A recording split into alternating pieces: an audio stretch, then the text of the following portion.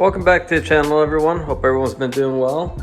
I figured I'd come up with this video. I'm doing a brake swap. Well, not full brake caliper swap, but I'm gonna try to change some things out to kind of increase the braking performance of this bike. This bike came with these Shimano RT, let's see if I can see it on here. The Shimano RT 56 rotors, which are a resin only rotor, and they're kind of terrible. They suck so hard. I have a similar setup on the hardtail with the stock 180 rotors in the front, 180 in the rear, organic brake pads with the organic only or resin only discs that come on this bike. And on this bike they seem to work just fine. They stop really well. But when we go to the Supercaliber, you would figure with a bike that costs this much, they would give you better rotors and better brake pad material, but I guess they got to cut the cost somewhere. So we went ahead and I got some of the Galfer brake rotors and brake pads, and I'll show you what we bought here in one. All right, and this is what we ordered here. So we have the Galfer bike products, and I heard about these products through Love MTV, and I'll put that link in the video above somewhere or in the description so you guys can see his reviews on these products, and he really seemed to like them, so figured I'd give them a try. I've been looking for new rotors and new brake pads for almost, I don't know, 2 weeks, and so I came across these, and I went with the 180 up front with the 1.8 millimeter width and the 160 1.8 millimeter width on the rear. I can't really go any bigger on the rear on the Supercaliber. It seems like that's the biggest I can go. The front, I might get away with a 200, but I'd rather keep it 180 and just keep the bike a little bit light. Not that it's gonna really be that much lighter, but I'd rather keep it true to the XC style of the bike. And I'm going with these semi-metallic brake pads. I guess they call these their Pro Compound. And these are for the MT500 that are on there, the Shimano MT500 brakes. And on the back, it'll show you the different compounds and what they are. These are supposed to be really bitey brake pads. I'm not too sure how they'll deal with heat, but I'm not doing a lot of downhill down here. A lot of it's just fast braking when I'm going really fast into a turn, or if I'm descending on a, not downhill, we're Florida, so we don't have downhill, but when I'm descending down a hill, I need that braking power that I don't have. So this is gonna be my first step. If for some reason this doesn't seem to work out, I might consider getting maybe like a dual piston XT brake on the front and just keeping the single in the rear. But we'll go ahead and install these things really quick. I'm not gonna do a full install video, step by step. I think there's enough videos out there, but I figured I'd just show you guys what it looks like before and after. I've gone ahead and I've taken off the rotor off the wheel. I didn't really want to go ahead and do that on camera just because you guys, you know, there's plenty of videos, like I said, that show you how to take these things on and off. But from what I've read with these resin pad only brake rotors is that they're extremely soft and they can't handle semi-metallic or metallic brake pads. And even some of the wear padding on the back of this thing just doesn't seem even. I don't know what's up with these brakes, but like I said, I've used these on the hardtail and they work just fine with the resin pads only. These, for some reason, from the second I got the bike, always felt like they had contamination on them. And I've tried different brake pads, I've tried sanding these, I've tried hitting them with heat. Nothing seems to help this. So that's why we upgraded. And I've opened the box just to kind of show you guys the difference. And here's the new rotor. I'm trying not to touch it too much. Doing this one-handed, but really nice laser cut disc. You can see the pattern. It's got all the tightening specs on here. What's that say? 4 Newton meters to tighten it. Really nice disc. Obviously we'll clean this with a little bit of brake clean after we install it. But they include that, and they give you a sticker and a new set of bolts, which is kind of nice, and they've got Loctite on them. If you look at the old bolts that came on the bike, I've had this bike for about a year. Yeah, about a year now. I've seen a lot of miles and the bolts are all looking pretty nasty, so it's nice to have new bolts on there. But we'll go ahead and install this on the wheel and we'll show you what it looks like. Now I've come back over here to the hardtail with the other rotor in hand just so I can go over a couple of things that you can read on these discs. Now I'm no brake professional obviously, but I do know a couple of things, and I can tell you this much. Anytime you take a part off a bike, you should inspect it and kind of read why the issue is there. In this case, you can kind of see the hardtail. This disc works really well, and you can see the even patterning on that reflection on that disc. You can see it's got the entire surface being used. When you look at this one, the 180 that came off the Supercaliber, okay, see if I can get that same reflection. You can see how the top and the lower ends of this are not being utilized and used properly.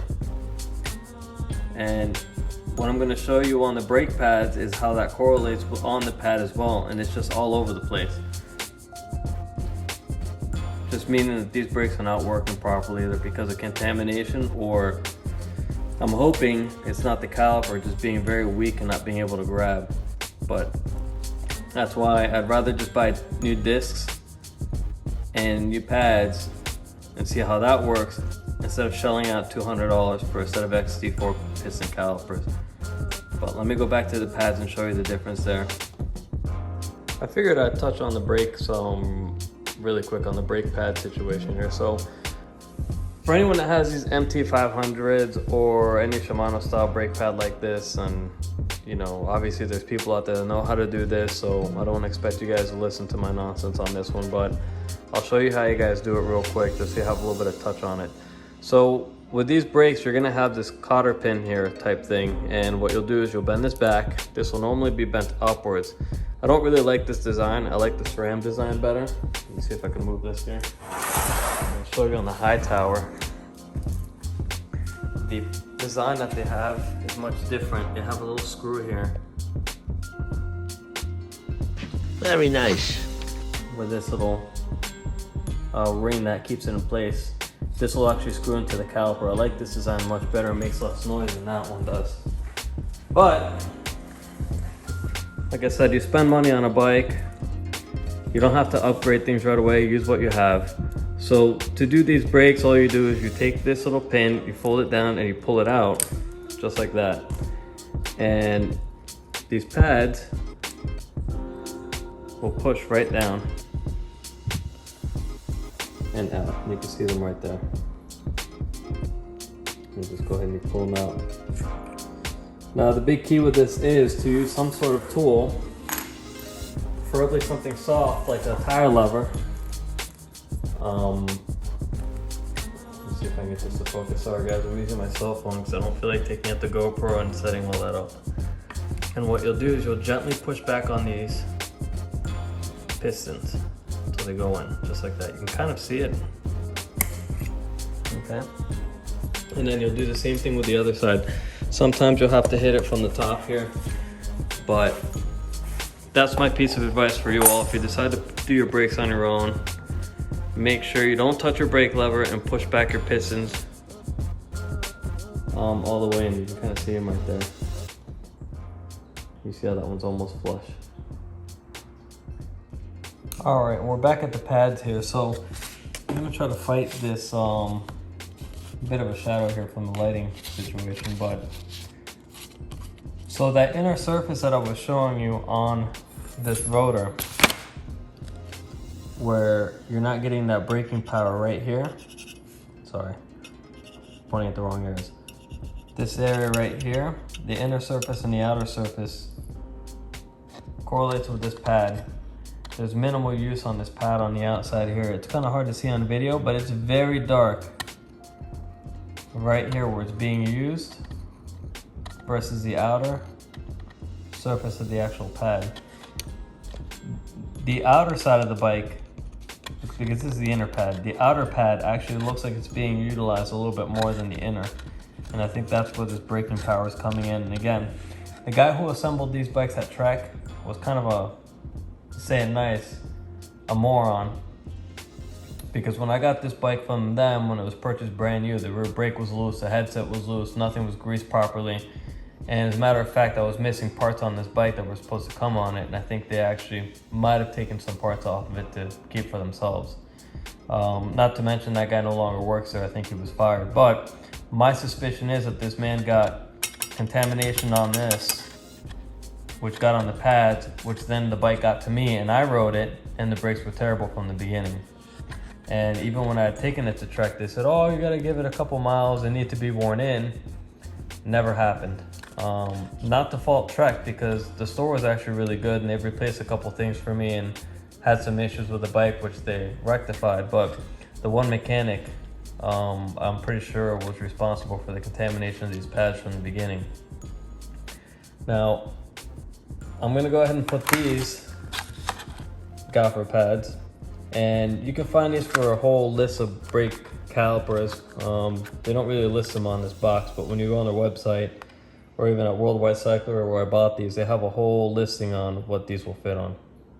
So I'll go ahead and get these pads on now. I'm gonna pop them in real quick for you guys to see how, and then we'll get these rotors on and move on to the backside of the bike. Before I get to the install, I forgot to mention this too. So I opened up the Galfer brake pads, and I want to show you the stock retainer for these pads and the spring that kind of help these pads move back into the piston. This is the stock Shimano. Let me see if I can zoom in. The stock Shimano little clip. And it's got some tension, it's all right. This is the Galfer one. It's a lot, it feels beefier and it's got a little more tension than that. So it'd be interesting to see how these brake pads reset themselves after you hit the lever and see if they have a little bit more pushback into the caliper to prevent rubbing. But I thought that was interesting. I thought I would note it. We'll go ahead and put these on. All right, so I'm back in the living room workshop, and I have the pads on the retaining clip. You can see they're springy. Let me zoom in here. This is what they look like, just like that. Now again, I don't make my videos for professionals and people who know what they're doing and all that stuff. I do these videos for people who like to work on bikes or would like to work on their bikes, and this might help them out. So this is what it's supposed to look like when you put them in. Now I'm gonna do this one-handed. I'm not working in the garage because my garage is a mess, and I'll just do it upstairs. But what you do to put these back in is, we've already reset our pistons. We know that. We're gonna take our brake pads and put them back in. I keep my bike pretty clean. Normally what you would do when you're servicing your brake pads or servicing your caliper, you'll wanna hit that, you wanna clean that with a little bit of alcohol on like a cotton tip applicator. Just clean around it, don't soak the piston in it. And then before you push your pistons back in, you can wipe them with a little bit of the mineral oil, the Shimano fluid, before you pop them back in to kind of lubricate things. Some people might agree, some people might disagree, but that's from what I've read and from my experience, that's the best way to do it. And then when you're done pushing the pistons back in, then you wipe everything again with a light bit of alcohol, not soaking them in alcohol. You should probably wear gloves when you handle your brake pads so you don't get any of your skin oils on there. A lot of people argue if you touch them by accident, it's not gonna make a difference, but why screw around? So anyway, that's the install on the brake pads. We'll go grab the wheel, we'll put it in, we'll set this cotter pin back so this doesn't fall out. And then we'll squeeze our lever and realign our brakes and make sure nothing's rubbing. All right, and that concludes the video. So I'll give you guys a close-up of the rotors. They look pretty good on there. Don't mind the Reba fork, I hate that thing. I can go into detail with that, my hatred in that fork later on. But looks pretty good. And in the one squeeze of the lever that I gave it after I spun the wheel, it grips pretty good. And these brake pads say that you don't have to break them in, but I'm gonna break them in anyway, tomorrow or Saturday. And then here's the rear. Tiny little disc compared to the 205 back there, or whatever that is, 200. Forget how big that is. That's a big boy. To 160. But looks really good. The one thing I will say to you guys is if you decide to get some new brake rotors and you're getting them online, just make sure they're straight. the way that Worldwide Cyclery ship these, they ship them in a bubble wrap, and that front rotor is perfectly straight, and it came in its own box. That one, not so much. That one was wobbling all over the place. I couldn't figure out why it kept rubbing, and it turned out that that rotor was actually bent. And it took me about, I don't know, 35 minutes to true it, get it somewhat straight. And it's not rubbing anymore, but it's not straight. I mean, it's got a tiny little bit of a rub, but I'm sure that'll go away once the brake pads wear in. But kind of unacceptable. I mean, you would figure they would ship these things in a hard box, but either way, I'll contact them. They have pretty good customer service, and I'm sure they'll work something out. They've had little things happen before when they fixed them. So yeah, you guys let me know what you think. If you have any questions, put them in the comments. Let me know if I should make a follow-up video. I will. It's kind of hard for me to make videos with a full-time job, and you know, trying to get out and ride doesn't make it easy, and editing and all that stuff. So let me know if you guys want to follow up, and I'll do it. But check out the Love MTB YouTuber. I think that's his name. Whatever, I'll put it in the description, and you can check out his video on these rotors. He compared them to the Shimano's, the non-resin rotors, and he seemed to like them. So yeah, let me know what you think, and I hope you guys get out and ride and have a good holiday season.